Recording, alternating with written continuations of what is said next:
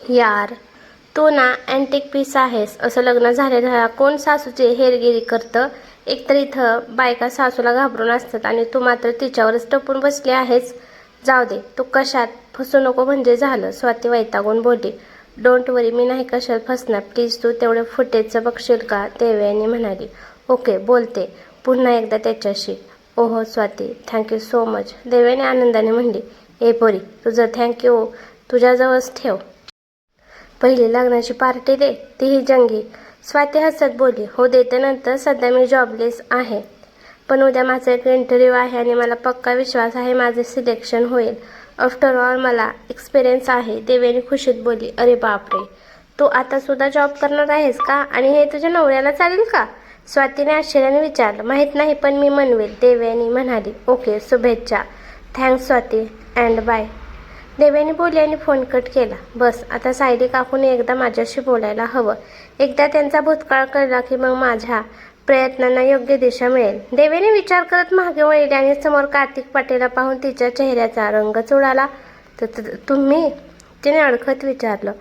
तो भेदक नजरेने तिच्याकडेच बघत होता आणि त्याची ती नजर पाहून तिला धडकीच भरली. शरीरात हलकेच न दिसणारं कंपन जाणवू लागलं.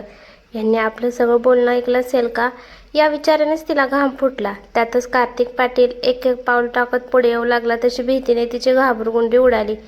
ते मी माझ्या मैत्रिणीशी बोलत होते. असंच तुम्ही? देवेने भीत भीत काहीतरी बोलण्याचा प्रयत्न करत होती की तो एकदम तिच्याजवळ येऊन उभा राहिला. आता तिचा हार्ट स्पीडने धाडधाड उडू लागलं. पुन्हा एकदा त्याच्याशी भांडण तिला नको होतं. तिने कपाळावरचा घाम पुसत तसेच केस कानामागे सारले आणि त्याच्याकडे घाबरून पाहिलं. जान, तुला जॉब करायचा आहे? त्याने तिच्या डोळ्यात बघत विचारलं.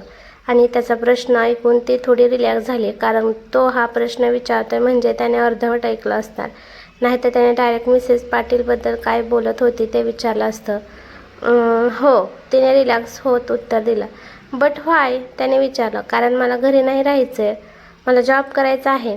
फाईन, मग दुसऱ्या कुठल्याच ठिकाणी जॉब करायची गरज नाही. झेडजू ग्रुप जॉईन कर, तो म्हणाला. नाही, नको, मी दुसरीकडे. ती पुढे काय बोलणार तोच. तू दुसरीकडे कुठे जॉब करू शकत नाही, कारण तू माझी बायको आहेस. आणि तू हे विसरू नको की तुझा नवरा जगातल्या टॉप बिझनेसमॅनपैकी एक आहे. तो आता थोड्या रागात बोलला.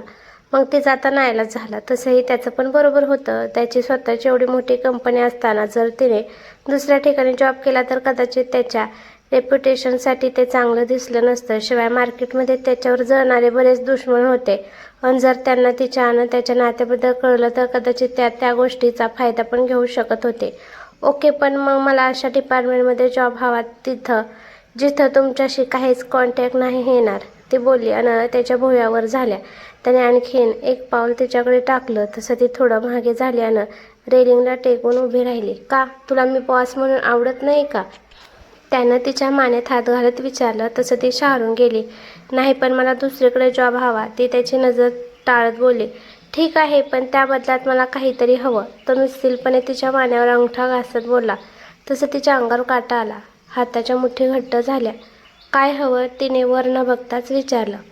अ kiss and call me by my name, तो बोलला ना. ती लाजून चूर झाली. तिने त्याचा हात पकडून बाजूला केला आणि पटकन मागे वळली. पोटात आता त्याने पाळलेली फुलपाखरे बागडू लागली होती. त्यामुळे तिची धडधड वाढली. त्याचं बोलणं तिला रोमांचित करत होतं. तेवढ्यात मागून त्याने तिला मिठीत घेतलं. तसं तिने अंग चोरून घेतलं. देव, kiss me and say Kartik I love you, तो हळवार गरम श्वास सोडत तिच्या कानात पुटपुटला. तसं ती जास्तच गोरीमोरी झाली. बाहेरच्या गार वाऱ्याने अंगावर जेवढा काटा आला नसेल त्याच्या कितीतरी जास्त पट काटा त्याच्या गरम श्वासाच्या स्पर्शाने येत होता. ती बाण हरपून जात होती त्याच्या उबदारानं हव्याशा मिठीत. देवसे, तो पुन्हा म्हणाला. तसं ती थोडं भानावर आले. आता नाही, नंतर, ती कशीबशी बोलली. पण सर, ती नाही. प्रिय, कृपया तुमच्या कंपनीत सामील व्हा. फेन, त्यानं पुन्हा विचारलं. आता काय उत्तर द्यायचं ते तिला कळत नव्हतं, पण काहीतरी उत्तर द्यायला हवं होतं. कधी आपण त्याला स्वतःहून त्याच्या नावाने हाक मारून आपली हिंमत होईल का त्याला किस करायची? त्याच्या स्पर्शाने पण आपण लाजून जातो. मग एवढी हिंमत कधी येईल, ती विचार करत होती. तिची नजर समोर होती. वातावरण एकदम आल्हाददायक होतं. पाऊस येण्याची काहीच चिन्ह नव्हती, पण तिचा पावसावर विश्वास नव्हता, कारण पाऊस पण त्यांच्या फुलपाखरासारखा तो जवळ आला की बऱ्याच वेळा यायचा. मग कधी सांगायचं? अन त्याच वेळी तिला एक आयडिया आली. जेव्हा आपण बर्फाच्या पावसात भिजू तेव्हा मी तुम्हाला नावाने हाक मारेल आणि किस पण करेल. ते गालात हसत अन थोडं लाजत बोलले, तुला बर्फवृष्टी हवी आहे का? मग तर आत्ताच आपण काश्मीरसाठी निघूया. तो हसत म्हणाला आणि आता तिने मनातच डोक्याला हात लावला. असं कसं आपण प्रत्येक वेळी विसरतो की हा सनकी कार्तिक पाटील. पण लगेच तिला आणखीन काहीतरी सुचलं. नाही, काश्मीर नाही, इथं जेव्हा बर्फ पडेल तेव्हा. ती आता जास्तच गालात हसत बोलली, कारण इथे बर्फ पडणं इम्पॉसिबल होतं. फाईन, तो म्हणाला. आणि तिला तिच्या भोवतीची मिठी सुटल्यासारखी वाटली. तिने गोंधळ मागे वळून पाहिलं तर तो रूममधून बाहेर पडत होता. ती थोडं चकित झाली आणि टेन्शनमध्ये पण आली. अरे बापरे, हे रागवले का? असं कसं न सांगताच निघून गेले? शेट, मी काही चूक केली का? पुन्हा आमचं भांडण होणार का आता? कसली पनवती लागली आहे. लग्न झाल्यापासून प्रेम कमी, भांडणं जास्त होतंय. देवयानीचे डोळे पाणावले. लग्नानंतर की त्यानं काय स्वप्न पाहिली होती, पण सगळंच उलटं होत होतं. जवळ असूनही अजून दूर असल्यासारखं वाटत होतं. तिने हलकेच डोळे पुसल्यानं बेडवर येऊन बसली. थोडा वेळ गेल्यावर पुन्हा एकदा दरवाजा वाजण्याचा आवाज आला. तसं तिने उठून त्या दिशेला पाहिलं. कार्तिक आतमध्ये येत होता. ती पटकन पुढे झाली. तुम्ही असं न सांगता कुठे गेला होता? ती पुढे काही बोलणार तेवढ्यात त्याने तिचा हात पकडला आणि बाहेर घेऊन जाऊ लागला. ती पूर्ण गोंधळून गेली आणि मनात आता भीती पण वाटू लागली. कारण जेव्हा जेव्हा आपण त्याला पूर्ण ओळखतो असं वाटतं तेव्हा तेव्हा तिचा भ्रमनिरास होत होता. आणि आता तर तो न बोलताच तिला कुठेतरी घेऊन चालला होता. सर, कुठे चाललो आहे? तुम्ही रागवला आहात का? आय एम सॉरी सर, ती त्याच्यासोबत चालण्याचा प्रयत्न करत बोलली. कीप क्वाईट, तो तिच्याकडे न बघताच बोलला. आता तिला जास्त टेन्शन आलं, पण तिने गप्प राहणं योग्य समजलं. तो डायरेक्ट तिला बाहेर घेऊन आला आणि गाडीत बसवलं. थोड्याच वेळात त्यांची गाडी पुण्याच्या रस्त्यावर धावत होती. खिडकीतून अंधारात लुकलुकणाऱ्या तेजस्वी लाईट्स दिसत होत्या. त्या लाईट्समध्ये तुरळक लोक पण रस्त्यावर चालत होते. तिने कार्तिककडे पाहिले. तो शांतपणे गाडी ड्राईव्ह करत होता. तो आपल्याला कुठे घेऊन चालला आहे हे तिला कळत नव्हतं, पण मनात भीती वाटत होती, काही वाईट घडू नये म्हणून. कारण आजपर्यंत तिच्या आयुष्यात जेव्हा जेव्हा सुख आलेलं तेव्हा तेव्हा दुःख पण त्याच्या जास्त पट आलेलं, म्हणून मन बेचैन होत होतं. सध्या ती कुठल्याही दुःखाचा सामना करण्यासाठी तयार होती, फक्त तो जवळ असावा. त्याची सोबत कायम असावे असं तिला वाटत होतं. आणि म्हणूनच आता ती नर्वस झालेली. तेवढ्यात गाडी थांबली. तसं तिने बाहेर पाहिलं. समोर काहीतरी वेगळा परिसर दिसत होता. एखाद्या उंच ब्रिजवर आल्यासारखं वाटत होतं, पण तिथं कोणीच नव्हतं. देव, त्याने हाक मारली तसं तिने त्याच्याकडे पाहिलं. हे घाल, तो कोट तिला देत बोलला. तिने गोंधळून तो कोट घेतला आणि अंगात घातला. नाव कम हेअर, तो बोलला. तसं ती त्याच्याकडे सरकली. त्याने खिशातून रुमाल काढला आणि तिच्या डोळ्याला बांधला. ती जास्तच गोंधळून गेली. हे का? तिने रुमाला हात लावत विचारलं, पण उत्तरादाखल दरवाजा उघडला गेला. मग मात्र ती तशीच अंधार बघत शांतपणे बसून राहिली. देव, कम आऊट, त्याचा आवाज आला ना. पाठोपाठ त्याने तिचा हात पकडला. ती त्याच्यासोबत खाली उतरली. आता मात्र तिला थंड वारा जाणवू लागला. एखाद्या टेकडीवर आल्यासारखं वाटू लागलं. पण ते लोक टेकडीवर आले नव्हते हे तर तिला आठवत होतं. मग हे कुठे घेऊन आलेत? ती विचार करत होती. तेव्हाच त्याने मागून तिला मिठीत घेतला आणि एका हाताने तिचा हात पकडला. आपण कुठे आलोय? तिने अंग चोरून घेत विचारलं. नाव जस्ट फील, त्याचा हळवार आवाज कानात घुमला. आणि पाठोपाठ त्याने तिचा हात वरती नेला. तिला कळत नव्हतं काय फील करायचं. आणि तेव्हाच तिला तळहातावर एकदम थंडगार स्पर्श जाणवला. एखाद्या बर्फाचे छोटे छोटे कण हातावर पडल्याचा भास होऊ लागला. आणि आता मात्र ती जबरदस्त शॉक झाली. खरंच बर्फ पडतोय का? पण कसं शक्य आहे? आपण पुण्यात आहोत हे तर पक्का कन्फर्म आहे. मग मला बर्फाचा स्पर्श का होतोय? ती जाम गोंधळली. एखाद्या स्वप्नात असलेली फिलिंग येऊ लागली. आणि त्याच वेळी त्याने तिच्या डोळ्यावरची पट्टी सोडली. तिने डोळे उघडले. समोर खरंच बर्फाचे छोटे छोटे कण पडत होते. रात्रीच्या लाईटमध्ये ते एखाद्या हिऱ्यासारखे चमकत होते. तो परिसर एकदम निर्जन होता. ती डोळे फाडून ते दृश्य बघत होती. समोर पडलेल्या हातात ते छोटे छोटे बर्फाचे कण पडत होते. तिने दुसरा हात पण पुढे केला आणि ते बर्फाचे कण हातात घेऊ लागली. पण काही वेळातच तिला कमालीचा गारठा जाणवू लागला. तसं तिने हात झाडू मागे घेतले आणि कोटाच्या खिशात घातले. आर यू हॅपी ना? कार्तिकच्या आवाजाने ती भानावर आली. तो अजूनही तिच्या मागे उभा होता, अगदी जवळ. ती मागे वळली आणि तिने मान वर करून त्याच्याकडे पाहिलं. तसं तिने सोडलेला श्वास एखाद्या वाफेसारखा त्याच्या चेहऱ्यावर जाऊन आपटला. तो गालात हसला, पण ती मात्र ओशाळून गेली. हा बर्फ? तिने आसपास बघत विचारलं. तुला हवा होता म्हणून मी मागवला. तो तिच्या डोळ्यात बघत बोलला. तिने मनातच डोक्यावर हात मारून घेतला. पुन्हा एकदा कदाचित ती विसरली होती तो तिचा वेडा नवरा कोण आहे आणि त्याच्यासाठी काही इम्पॉसिबल नाही. आता तू जे वचन दिलेले ते पूर्ण कर, तो मिसलपणे म्हणाला. तिने लाजून मान खाली घातली. देव. त्याने तिचा चेहरा उंचीत पकडून वरती केला. तिचा चेहरा गुलाबी झालेला. Are you ready? त्याने विचारलं. तिने नकारार्थी मान हलवली आणि खाली बघू लागली. ठीक आहे, बरं, मग आपण घरी जायला हवं. तू घरी असावीस असं मला वाटतं. मग सुस्कारा सोडत म्हणाली. जर तू आधी माझ्याकडे पाहिलं असतं तर खरंच मग गाडीत बसले असते. तिचं हृदय जोरात उड्या मारू लागलं. थंडीने अगोदरच पूर्ण शरीर गोठलं होतं. त्यात त्याला जाताना पाहून मन बेचैन झालं. तिने एक दीर्घ श्वास घेतला आणि धीर एकवटून त्याला हाक मारली. कार्तिक. रात्रीच्या नीरव शांततेत तिचा आवाज एखाद्या स्पीकरसारखा घुमला. तसं गाडीकडे जाणाऱ्या कार्तिकची पावले तिथेच थबकली. त्याने मागे वळून पाहिलं. ती काहीच अंतरावर त्याच्याकडे बघत उभी होती. पुन्हा सांगा. मग देव्याने एक सुस्कारा टाकून उभी राहिली. तिने त्याच्याकडे 2 पावलं टाकली आणि अगदी त्याच्याजवळ येऊन उभी राहिली. दोघं पण एकमेकांच्या नजरेत बघत होते आणि दोघांच्या नजरेत प्रेम होतं. तिने खिशातून हात बाहेर काढल्यानं त्याच्या छातीवर ठेवले. तसं त्याने पण त्याचे हात तिच्या कमरेवर ठेवले. आता तिचं हृदय श्वास डबल स्पीडने वाढला, पण तरीही तिने त्याच्या छातीवर जोर देऊन टाचावर केला आणि डोळे मिटून अलगद त्याच्या ओठांवर ओठ टेकवले. बस त्या क्षणी त्याच्यासाठी आणि तिच्यासाठी पूर्ण जग स्तब्ध झालं. ते दोघं पण एका वेगळ्याच विश्वात आले, जिथं फक्त तेच होते. त्याचे तिच्या कमरेवरचे हात आपोआप तिच्या पाठीवर आणि मानेभोवती आले. आता दोघं एकमेकांना तिच्या हाताची त्याच्या कोटवरची पकड कधीच घट्ट झालेले. आता तिला आकाशात उंच उडत असल्यासारखं वाटत होतं, कारण त्याचा स्पर्श तिच्या पोटात असंख्य फुलपाखरं उडवत होते. नेहमी त्यांच्या प्रेमाची साक्ष देणारा पाऊस आज बर्फ बनून त्या दोघांवर बरसत होता. भलेही तो त्याने निर्माण केलेला होता, पण आजही तो साक्षीदार होता.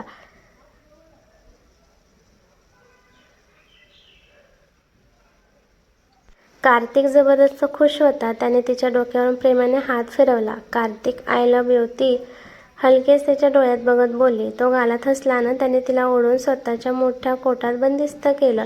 त्याच्या शरीराची उभानं प्रेम तिला रोमांचित करून गेलं. Love you so much dear. तो तिच्या कपाळावर किस करत बोलला. तिने पण त्याच्या पाठीवर हात ठेवून त्याला घट्ट मिठी मारली. वरून पडणाऱ्या थंड बर्फात त्याची उबदार मिठी तिला जणू एखादी स्वर्गासारखी वाटत होती. आता बस झालं. इथल्या लोकांना सवय नाही बर्फाची. खूप लोक बाहेर झोपतात. बंद करा हा स्नोफॉल. ती त्याच्या छातीवर डोकं टेकून बोलली. हिला अजूनही दुसऱ्यांची काळजी आहे. तो गालात हसला. त्याने हुंकार दिला आणि फोन काढून काहीतरी टाईप केलं. पुढच्या एका मिनिटात स्नोफॉल बंद झाला. तरीही ते दोघं अजूनही एकमेकांच्या मिठीत होते. देव, आज घरी जायचं नाही का? ती त्याला घट्ट बिलगलेली. ते बघून त्याने मिसलपणे विचारलं. तसं ती मान खाली घालून बाजूला झाली. थोड्या वेळापूर्वी तिने जे केलं ते आठवून अजूनही तिच्या डोळ्यात गुलाबी लाज दिसत होती आणि पूर्ण चेहरा पण गुलाबी झालेला. थांब, तुझे बूट ओले झालेत, तो म्हणाला आणि ती काही रिॲक्ट करणार त्याच्या अगोदर त्याने तिला दोन्ही हातावर उचलून घेतलं. तिने डोळे वाटून त्याच्याकडे पाहिलं. माझ्याकडे एकटक बघू नको. तो गालात हसत बोलला ना. त्याने तिला गाडीच्या बोनेटवर बसवलं. देव, मी खूप खुश आहे. शेवटी तू मला माझ्या नावाने हाक मारली. कार्तिक तिच्या केसावरचे छोटे छोटे बर्फाचे कण हाताने काढत बोलला. ती मान खाली घालून लाजत हसली. तुला माहिती आहे का, मला वाटतं माझं नाव जगात सगळ्यात जास्त सुंदर आहे जेव्हा ते तुझ्या तोंडून निघतं. तो तिचे हात हातात घेऊन चोळत बोलला. ती गारटली होती. थोड्याशा बर्फाने पण पूर्ण शरीर गोठलं होतं म्हणून तो तिला उब देत होता. वेट, तो बोलला आणि गाडीमधून त्याने एक्स्ट्रा शूज बाहेर काढले.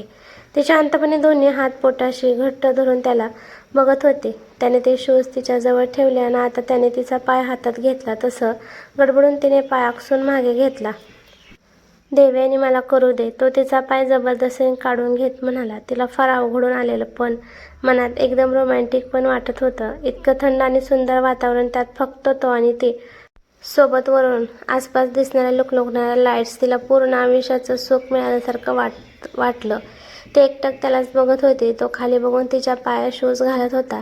ब्लॅक कलरच्या कोटमध्ये त्याचा गोरा रंग उठून दिसत होता. त्याचे किंचित कुरळे केस बर्फामुळे ओले झाले होते, जे आता थोडे थोडे कपाळाला चिटकले होते. त्याचा उभट चेहरा लाईटमध्ये चमकत होता.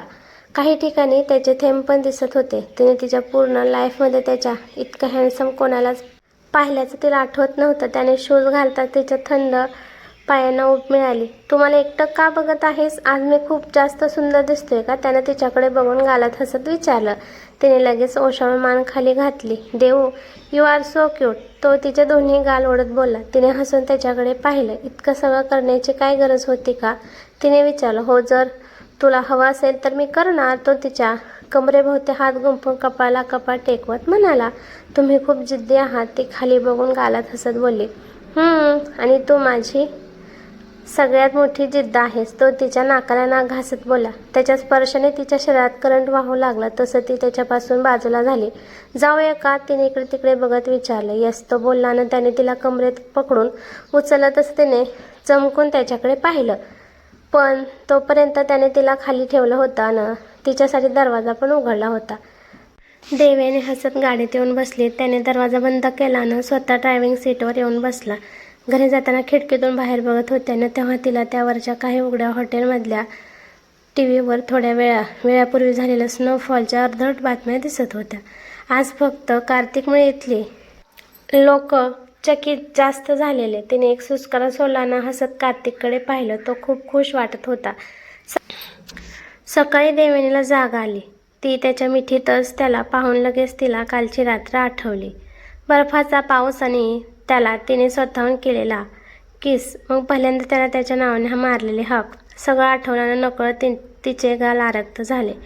शिवाय कितीतरी दिवसानंतर ती कालची पूर्ण रात्र त्याच्या कुशीत झोपली होती. तिने हलकेच त्याच्या केसातून हात फिरवला आणि पुढे झुकून त्याच्या गालावर किस केला. अगदी तेवढ्याने सुद्धा ती कमालीची लाजली.